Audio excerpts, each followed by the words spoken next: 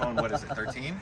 Pro Max. Oh man, we just did a video with one of those not that long ago. Everyone needs to move down so that. Sorry, This will be in it. This will be in it. It's all good. You know, we don't. Valentine's our producer. No, cool. like, This is Jason, Metal Conjurer, here with Pire. Very special surprise instrumental, atmospheric metal rock. That's what at least I got of opening for Yob today. It's Brick by Brick. Kind of went in blind for overall the show and the music. So just talk to me, introduce me about you guys, and how the band started. The good old Craigslist. Yeah, I mentioned Yeah, to one of first and Dylan's foremost. friends earlier at this show, the whole thing came out of his, post on Craigslist, which is just shows you if you put something out there, something can happen. But none of this, we would have never met. None of us would have ever been at this show together if he didn't just put something out on Craigslist. We all would have been here, but we wouldn't have known each other. Probably. We all would have come to see, evil yeah, eye but we or wouldn't have known something. each other. And I think it was also like the referencing of the bands that hit me, and in having some tracks. And I've been playing in San Diego forever, so it hit home, and we met and bonded. Yeah, Dylan, Aaron, and I recorded 3 tracks of some stuff that Dylan had written, and then we posted that, and then Queen heard it. Came from there. And then I took it all apart and rearranged it about 1,000 times because I like math. So Missed connections on Craigslist. Yeah, there weren't a lot of That's all that matters. tryouts. It was just these 4 guys. yeah, and a lot of it just came from our love from that style of music, the post-metal world, bonding over things like Cult of Luna and Russian Circles, and loving the prettier side of heavy music, and then going from there. So. I mentioned before that when I went to Metal Assault, I talked to Fermenter because I'm just instrumental music like the Chasm, and he's like Cold Luna, Russian Circles, Fermenter, Pire, and bands who do instrumental like songs and everything. There's a different dynamic. It's not like the chorus verse chorus kind of thing. You have to make it different and unique, and sometimes the vocal part would be this riff or etc. So I'd like to know more about your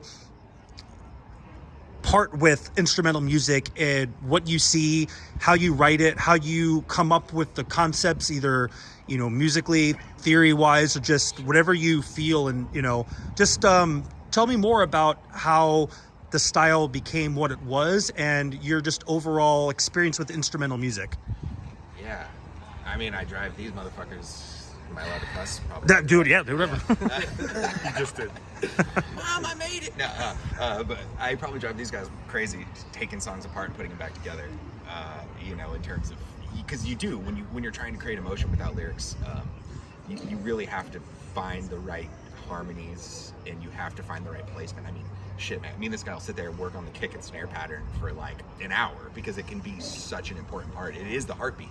It is the heartbeat of music, and it drives it in the heavy style so much. So I would say as a first and foremost, like talking about how those songs are written when it comes to instrumental music, a lot of it is attention to detail, right? Because you don't have something to hide behind. I want to scratch that from the record. You don't have, the hooks. You don't have the vocal layer. Yeah, for sure. And you don't have some of the like escapism of like waiting for that chorus hook line. You really have to lean into what hits your ear and finding the right melodies. So. A band I knew in Las Vegas had an album called Verse Chorus Kill Me, and I think of that a lot. We have to find songs that somehow gradually resolve themselves without that pattern of what's next, what's the hook, what's the bridge, what's the chorus. And that's fun because you've no idea what it's going to lead you to. And it can be maddening at times. You throw a lot of stuff out, but that's the fun. I mean, there's no other reason to do it, really, and you just try to figure that shit out. That is definitely our process. I think one of the best parts was one of the songs, the second one we played tonight.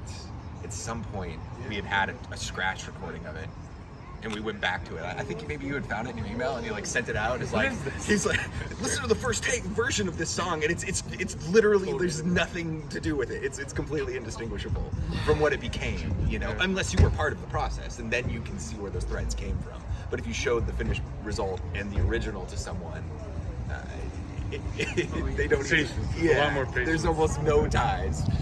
So letting the music speak for itself and breathe as it needs to, and part of that is I'm a huge proponent of talking about things from the point of view of like people need to be able to feel their feelings, and music needs to be able to feel its space. Bye, Tyler. Bye, Chris.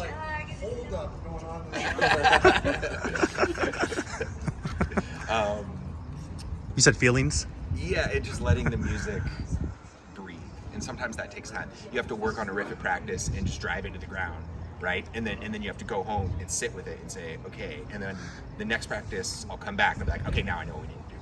But if I tried to figure that out in the first practice, the first rendition of that, I'll never get it, you know? So it's just letting it breathe and sit. How do you communicate with one another when you make instrumental music? You know, to stop and like, oh, hey, we have to do this. Like the example I like to go to with Gorguts made Obscura like years ago, and right, I mean, it did so much for everything. And I got to interview Luke a few years ago, and he talked about like when they made the music, because there was so much bouncing around, they didn't want to be impressed about how it looked, they wanted to be impressed how it sound. So they used that often to communicate, you know, instead of going to stop, hey, what are we doing here? Oh, hey, stop. Because when there was lyrics for sure, and Luke sang, but the music was the priority. So with Pire, how do you all communicate together, writing music, rehearsing? How is there a system you have, or what is that generally like? That's a good question. I mean, generally Queen or Dillon will come with riffs, and that'll be like the foundation. And we love crescendos, right? So that's something that we integrate a lot for obvious reasons, right? Because we want you to get lost in the music, be able to just close your eyes and take off with it.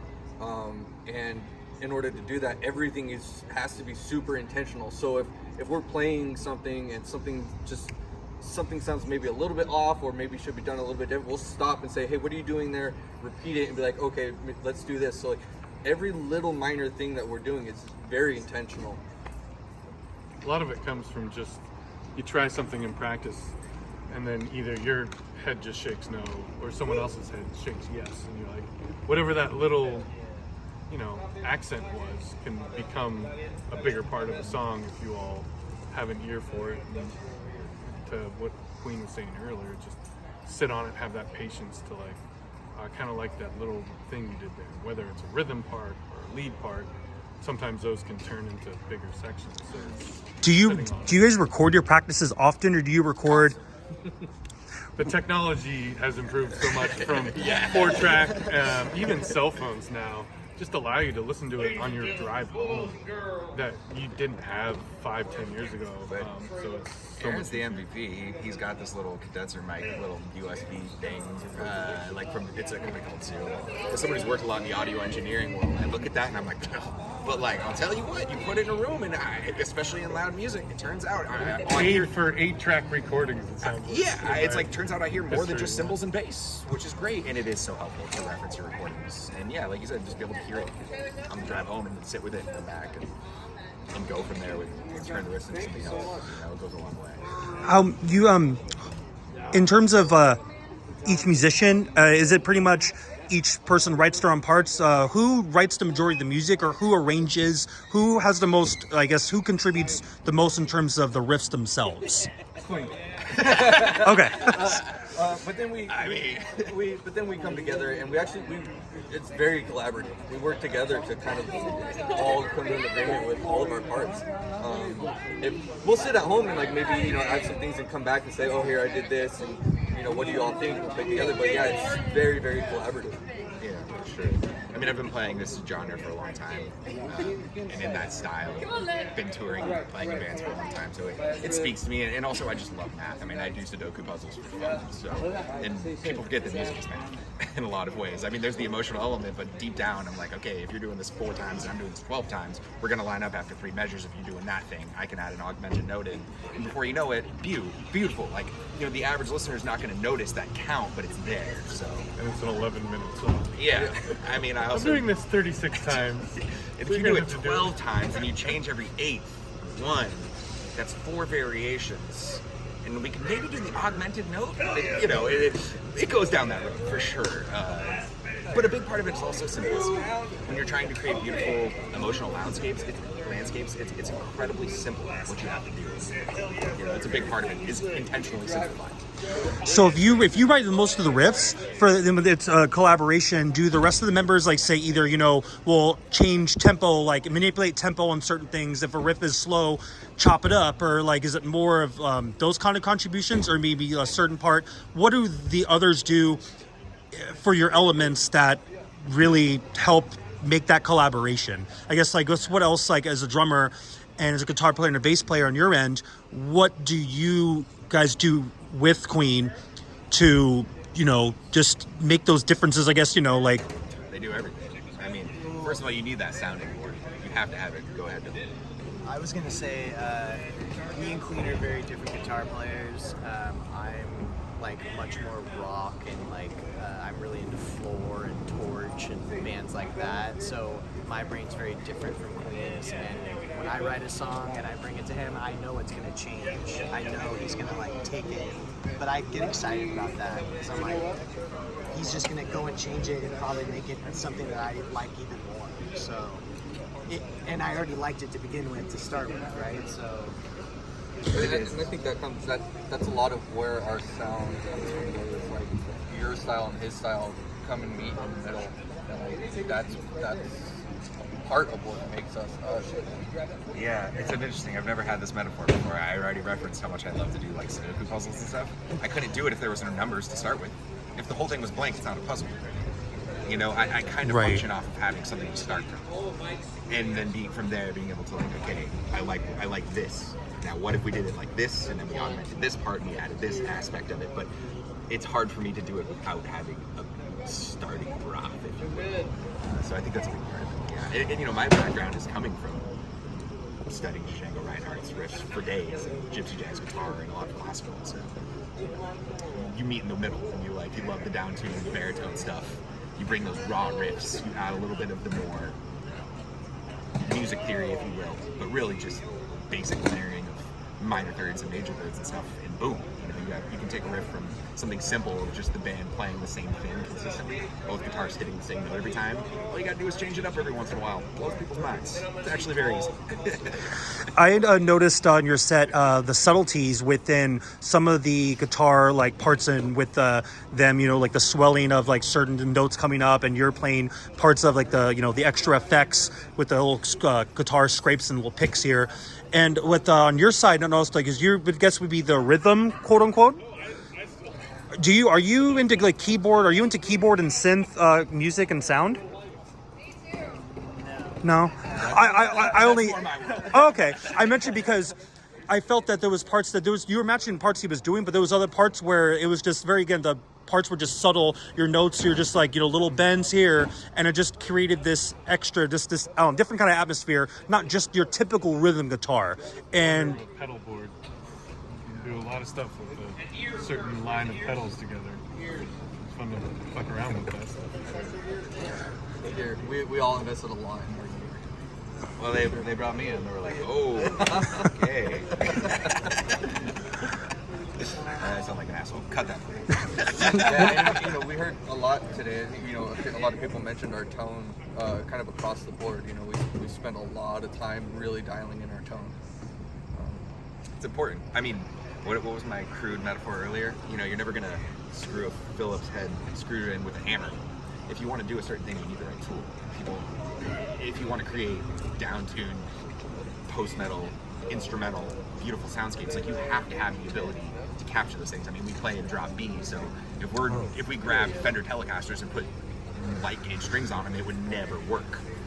Part of it is putting the right speakers in cabs, putting the right heads, and really sitting on our tone.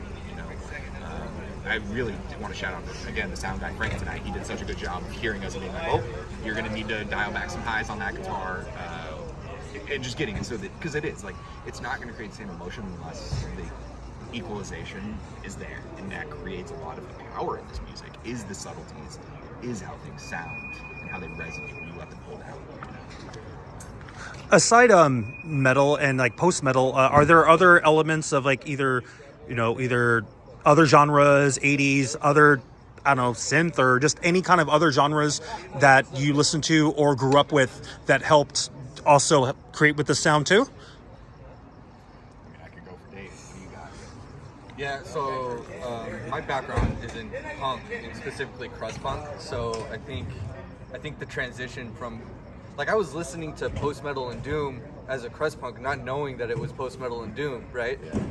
So it was like kind of a pretty natural transition. And then just as I got older, I got sadder, And so, and realized that, like, hey, there's a way to integrate. They just crushed me with that one. There's a way to, like, bring, write deeper music beyond just, like, punk and crust punk from what I was doing at that time. And it was a natural transition. For sure. I mean, for me, I came from anarcho punk. That's what turned me on to so much of the core belief system I still have to this day. And that led me to a band like Fall with Fraffa, for instance. And I had read the book Watershed Down so much as a kid. When I realized that all of their albums were based on that book and the chronology, I saw that soundscape. And they're not instrumental, but they're close to it. Talk about 20-minute songs where he finally sings 18 minutes in, in that style. And that led me more to the heavier music side. But I mean, I don't even really listen to that much heavy music in my day-to-day. I like to listen to soft and gentle music, go play heavy music. And yeah, my background was definitely in jazz. In high school, and a lot of my first musical love was punk led me into more of the new wave scene. And I really got into Bauhaus records, and I really got into Joy Division, and I really got into a lot of that world as well. Really opened my eyes.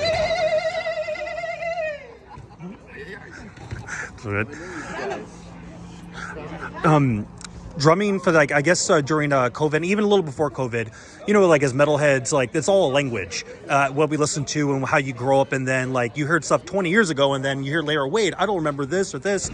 Drumming's that way for me. I appreciate drumming more than I ever have in my life, and it's just, and so I just like to ask about your how you write, particularly how you write your parts, your collaboration with Queen, and just, I guess, a sense of what your drumming style is like. I'm learning to start this simpler and then figure out what the song needs, not based on vocals, because I've primarily played in punk bands, and kind of simplify drum parts during verses and choruses, and do something more intricate or fills during instrumental parts. So it's been fun, and this is kind of exactly what I was looking for, and it's a challenge for me to try to service the song best without doing some sort of unnecessary fill or blast beat. So I try to start as simple as possible and then fill in things as they go, and even with our newer songs, I'm still finding out what maybe will be the recorded version of that. So it's, as a drummer with a different history, it's opened up, in my age and in my 40s, it's awesome to just experience something totally different and try to figure it out, because I've listened to this music my whole life. I've never played in a band in it, instrumental. So they help me, they'll be like, all right, slow the fuck down. It's basically, it's something I heard a lot. Background is real. Or get heavy here. Obviously, I can feel that stuff, but I think it's just we're all in the studio together trying to figure it out and trying to let the song speak to it as opposed to forcing something on it. And also, I'm just going to go ahead and throw it out there. Aaron gets MVP because at a certain point we hit that wall and we realize we need a designated tempo. And for a long time when we write songs, he puts soundproof headphones on with a metronome music in practice. Or I would be playing 3 times as fast. Yeah, but I know from experience, I've been a drummer in many bands, it's not fun to do that, to just hear ding, ding, ding, to keep your band in check. But when you're writing, it's essential.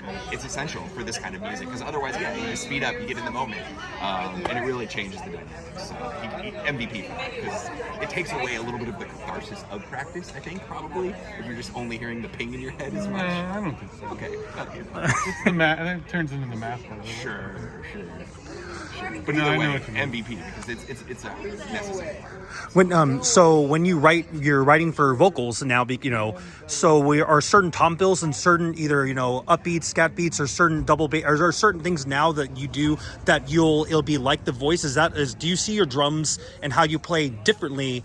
Again, particular parts, if you do this thing, this part's now like a scream for me, or this part's like a. Is there a way that you've been able to personally translate what you feel the vocals would be to now this normal fill is actually going to be like a vocal attack or something? Interesting way to look at it. I don't know if I could answer that, but Queen says a lot. It's the heartbeat So the drums become like the heartbeat of the song. And another friend of mine watched our first show and said, I can see in your face how you're trying to play different. And I don't know what that is, but it's an obvious, it's a different feel. So trying to be the heartbeat of a song versus like the background tempo builder, it's definitely a different vibe. I'm still figuring it out, to be honest. How old is the band? Well, we were recording our first EP in March of 2020, and we had been playing for 6 months before that. Wow. I'd say. And of course, obviously, we recorded that. The world shut down. And then We didn't see Sean for a good Yeah, I year. had a newborn, and You know. so I wasn't going to practice. And just I It's a would get the weird recordings. timeline. Right? Yeah. Yeah, so yeah, I mean, in theory, it's what, like 3 years old? I think we figure it's A almost little over 3. that, but like, I mean, a lot of that was the COVID world. And you said earlier that this was your second show. Now, do you mean this was your second show since COVID? This will be your second show ever. Wow. Pretty damn good for a second performance. People wouldn't guess that. I didn't know that or anything. So that just shows the musicianship and the teamwork and using your as a strengths and just the subtleties and the instruments and the atmosphere that the instrumental music creates. So that's you guys have a leg up on a lot of other bands. And going forward with that, how much material is already written for that EP? Do you just want to wait for that to come out, or is there going to be more music made? Like, what's the goal? How much more music does the band, with everything kind of opening up, and we'll hopefully see if it stays this way. How's it going to be writing going forward? Well, our EP, we did release it for the record. Like, we put it, because, we were finished mixing it. Our good friend and fermenter, a good friend of mine, Wally, mixed it for us, and we didn't know when shows were going to happen, and we had already kind of started writing new stuff, and we didn't want to let it fester and just die, so we released it, and it's out there as kind of the first iteration of those first songs we wrote in the first couple months as a band, recorded, and then now we've probably got about 35-ish minutes of music that we're working on, so we're going to get in the studio in the next couple of months, for sure. It's on the docket to do something bigger and record some of the new material you heard tonight. We definitely want to do as much as possible, I would say. Yeah, and we're hoping to get the LP out this year. Potentially some guest spots, some vocals, maybe. So something to keep. Just a little guest spot. No worries.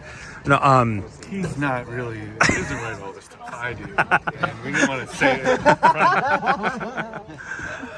that's funny. We'll send him back to it. No, it's no good. Those 3 songs were played today, right? 3 or 4? 3.